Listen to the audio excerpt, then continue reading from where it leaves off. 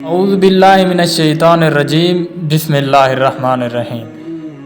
شروع اللہ تبارک و تعالیٰ کے پاک نام سے جو سب پر مہربان ہے، بہت مہربان ہے۔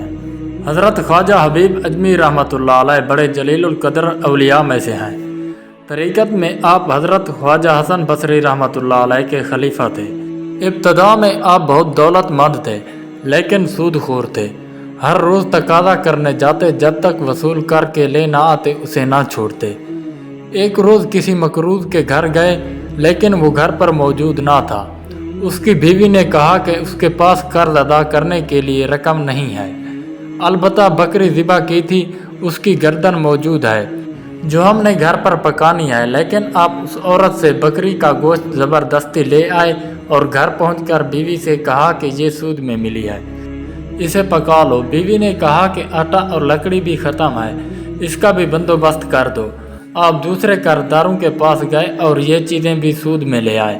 جب کھانا تیار ہو گیا تو کسی سوالی نے آواز دی کہ بھوکا ہوں، کچھ کھانے کو دو۔ آپ نے اندر ہی سے اس سائل کو جھٹلا دیا۔ سائل چلا گیا۔ جب آپ کی بیوی نے ہانڈی سے سالن نکالنا چاہا تو دیکھا کہ وہاں خون ہی خون ہے۔ بیوی نے حیران ہو کر شوہر کی طرف دیکھا اور کہا کہ اپنی شرارتوں اور کنجوسی کا نتیجہ دیکھ لو۔ حضرت خواجہ حبیب اجمی نے جب یہ ماجرا دیکھا تو حیرت زدہ رہ گئے۔ اس واقعے نے آپ کی زندگی میں انقلاب برپا کر دیا۔ اسی وقت سابقہ بے راہ روی سے توبہ کی۔ ایک روز باہر نکلے تو راستے میں بچے کھیل رہے تھے۔ انہوں نے خواجہ صاحب کو دیکھ کر چلانا شروع کر دیا کہ ہٹ جاؤ، حبیب سود خور آ رہا ہے، ہم پر اس کی گرد بھی پڑ گئی تو ہم بھی ایسے ہی ہو جائیں گے۔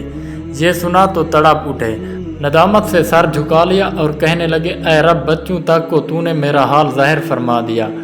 خواجہ حسن بصری رحمۃ اللہ علیہ کی خدمت میں حاضر ہو کر توبہ کی، سب قرض داروں کا قرض معاف کر دیا، اپنا سارا مال و اسباب خدا کی راہ میں دے ڈالا، عبادت و ذکر الہی میں مصروف ہو گئے اور صائم الدہر اور قائم اللیل رہنے لگے۔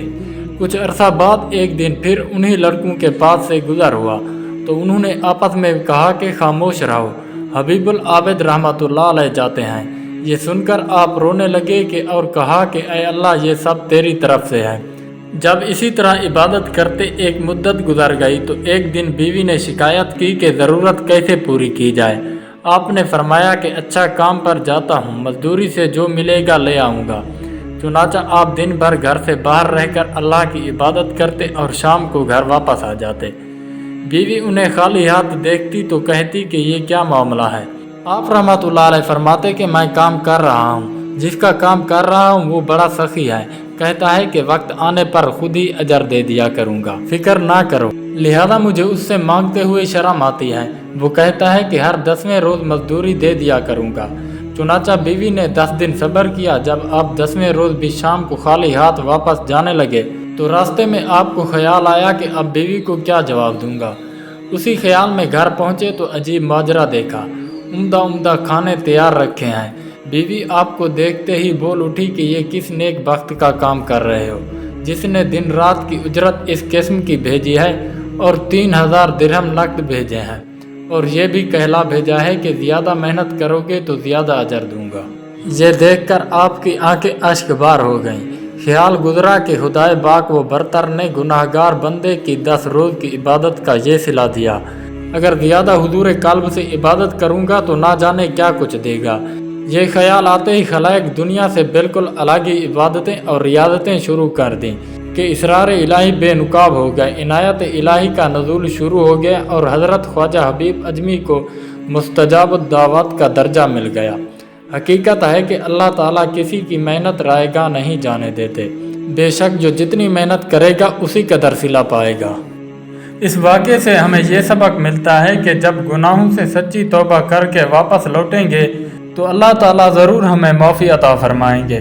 اس لیے مایوس نہیں ہونا چاہیے بلکہ سچی توبہ کر لینی چاہیے۔ آج ہمارے معاشرے میں سودی کاروبار اور سودی لین دین اتنا عام ہو گیا ہے کہ اس برائی کو برائی نہیں سمجھا جاتا جسے اللہ تعالیٰ اور اس کے حبیب صلی اللہ علیہ وآلہ وسلم نے حرام قرار دیا ہے۔ اللہ رب العزت ہم سب کو سود اور اس سے جنم لینے والی آفتوں سے بچائے اور ہمیشہ رزق حلال عطا فرمائے اور ہمیں ایمان پر استقامت نصیب فرمائے، آمین۔ تو خیر ملتے ہیں کسی نئی ویڈیو میں، تب تک کے لیے السلام علیکم ورحمۃ اللہ۔